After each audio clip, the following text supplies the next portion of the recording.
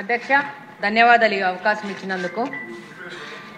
నేను ముందుగా ముఖ్యమంత్రి గారు నారా చంద్రబాబు నాయుడు గారికి అలాగనే మంత్రి గారు నారాయణ గారికి ధన్యవాదాలు తెలియజేసుకుంటున్నాను. అధ్యక్ష, సభ్యులందరూ టిడ్కో హౌసులు కావట్లేదని వాళ్ళ యొక్క ప్రజల యొక్క సమస్యలను తీసుకొని వస్తున్నారు. కానీ కడప నియోజకవర్గంలో మంత్రి గారి సహకారంతో ముఖ్యమంత్రి గారి సహకారంతో దాదాపు 2 ఫేసెస్లో లక్ష్మీనగర్లో కానీ చల్మారెడ్డిపల్లెలో కానీ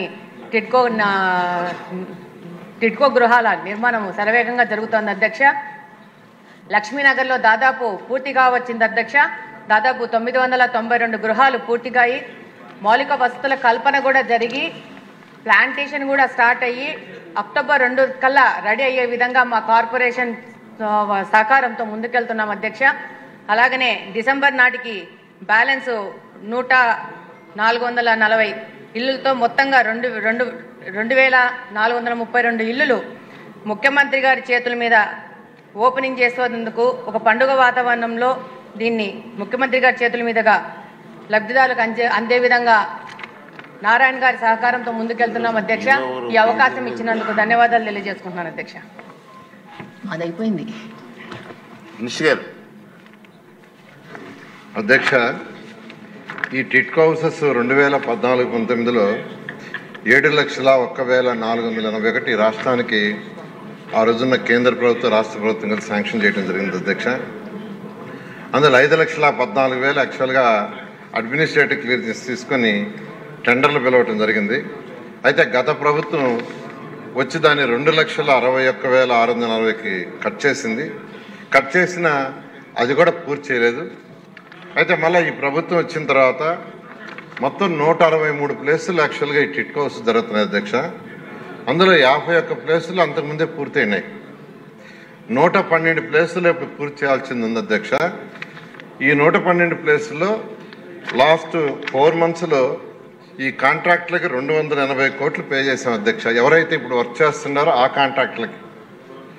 దానికి గాను అటు ఇన్ఫ్రాస్ట్రక్చరు ప్లస్ హౌసెస్ 6 ప్లేసుల్లో స్టార్ట్ అయినాయి. అధ్యక్ష, ఓన్లీ హౌసెస్ ఫినిష్ చేయటం 25 ప్లేసుల్లో, ఓన్లీ ఇన్ఫ్రాస్ట్రక్చరు 20 ప్లేసుల్లో, మొత్తం 112 ప్లేసులకు గాను 51 ప్లేసుల్లో లాస్ట్ 2 monthsలో స్టార్ట్ చేశారు.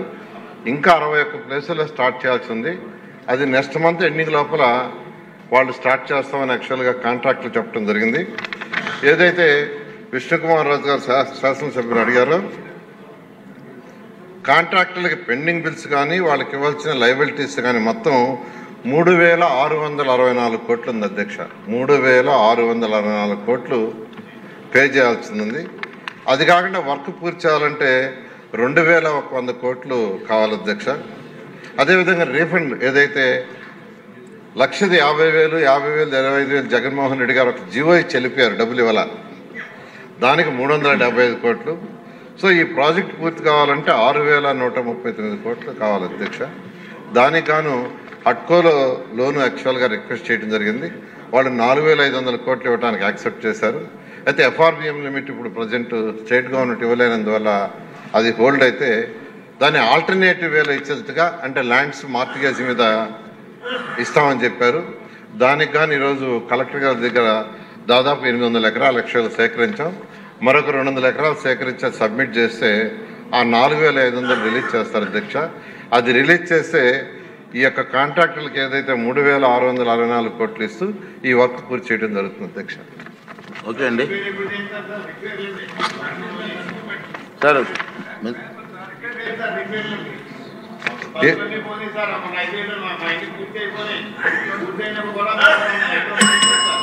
ఇప్పుడు ఒకటి అధ్యక్ష కొన్ని దగ్గర హౌసెస్ పూర్తి చేశారు.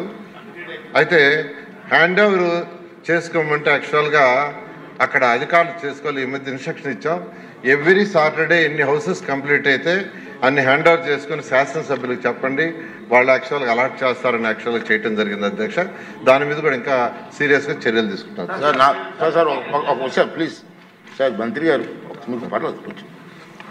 ఇప్పుడు ఇది చాలా సీరియస్ ఇష్యూ, అందరికీ తెలిసిన విషయమే. క్లారిటీ ఇవ్వాలి మనం, అక్కడ బెనిఫిషరీస్ కూడా ఒక నమ్మకం కలిగించాలి. అంచేత నా దయించి మీరు టైం స్పేర్ చేయండి, నేను రిసీవ్ చేసుకొని క్వశ్చన్ అరేంజ్ చేస్తాను. నాకు రేపు కానీ ఎల్టీ కానీ చేస్తాను. ఒక ½ డిస్కషన్ పెట్టండి దీని మీద. అందరికీ సభ్యులందరికీ కూడా సాటిస్ఫైగా మాట్లాడతారు. మీ ఆన్సర్ కూడా ప్రజల్లో కూడా అలాగే అధ్యక్ష. ఓకే అండి. నెక్స్ట్ అండి, క్వశ్చన్ నెంబర్ 1089. మినిస్టర్ గారు ముందు సభ్యులు అడుగుదాం, తర్వాత మీరు ఆన్సర్ ఇద్ది కానీ సార్. ఓకే, చెప్పండి.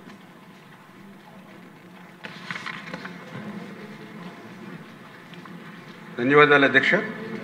మొదటి ప్రశ్నకు సమాధానం అవునండి. రెండవ ప్రశ్నకు సమాధానం గారం మండలంలో ఎండిపోయిన ఆయకట్టుకు నీటిని సరఫరా చేయడం కోసం పనులను చేపట్టడానికి సంబంధించిన విషయం రూపొందించబడుతున్నది. మూడవ ప్రశ్నకు సమాధానం శ్రీకాకుళం జిల్లాలోని పచ్చవలస మరియు అంబళ్ళవలస గ్రామాల్లో ఎత్తిపోతల సాగునీటి ప్రాజెక్టుల నిర్మాణానికి ప్రతిపాదన సిద్ధం చేయడం జరుగుతున్నది. నాలుగవ ప్రశ్నకు సమాధానం డిపిఆర్తో పాటుగా పచ్చవలస ఎత్తిపోతల సాగునీటి పథకం కోసం జల సంబంధమైన క్లియరెన్స్ ప్రతిపాదనలు సిద్ధమవుతున్నాయి. అంబళ్ళవలస ఎత్తిపోతల సాగునీటి పథకానికి జల సంబంధమైన క్లియరెన్స్లు ఇవ్వడమైనది మరియు పనులు ప్రారంభించకపోవడం వల్ల మరి మంజూరు అయినటువంటి రద్దు ఏదైతే పనులు రద్దు చేయడం జరిగిందో దాన్ని సవరించినటువంటి డిపిఆర్ ప్రకారం మళ్ళీ రూపొందించడం జరుగుతుంది అధ్యక్ష. Thank you. ఓకే, శంకర్రావు గారు. నమస్కారం అధ్యక్ష. శ్రీకాకుళం నియోజకవర్గ శివారు ప్రాంతాలకు సాగునీరు అందించే విషయంపై మాట్లాడే అవకాశం ఇచ్చినందుకు ధన్యవాదాలు తెలియజేసుకుంటూ, కూటమి ప్రభుత్వం ఏర్పాటైన తర్వాత గౌరవ ముఖ్యమంత్రి వర్యులు ఆంధ్రప్రదేశ్ని అన్నపూర్ణ ఆంధ్రప్రదేశ్ చేసే దిశగా శరవేగంగా సాగునీటి ప్రాజెక్టులు చేస్తున్నందుకు అభినందిస్తూ, శ్రీకాకుళం జిల్లాలో మాకు జీవనాడైనటువంటి వంశధార ప్రాజెక్టులో స్టేజ్ 2 ఫేజ్ 1లో భాగంగా రైట్ మెయిన్ కెనాల్ దాదాపు 60,000 ఎకరాలకు సాగునీరు అందించే విషయంలో మా శ్రీకాకుళం నియోజకవర్గానికి గారమండలం వచ్చేసరికి 37 TE అనే ప్రాజెక్టు 2007లో అప్పటి కాంగ్రెస్ ప్రభుత్వం అట్టహాసంగా నీరు అందించామని ప్రారంభోత్సవం చేసినప్పటికి కూడా 2006లో ప్రారంభమైన వరకు 2009లో నిలిపివేయబడ్డాయి అధ్యక్ష.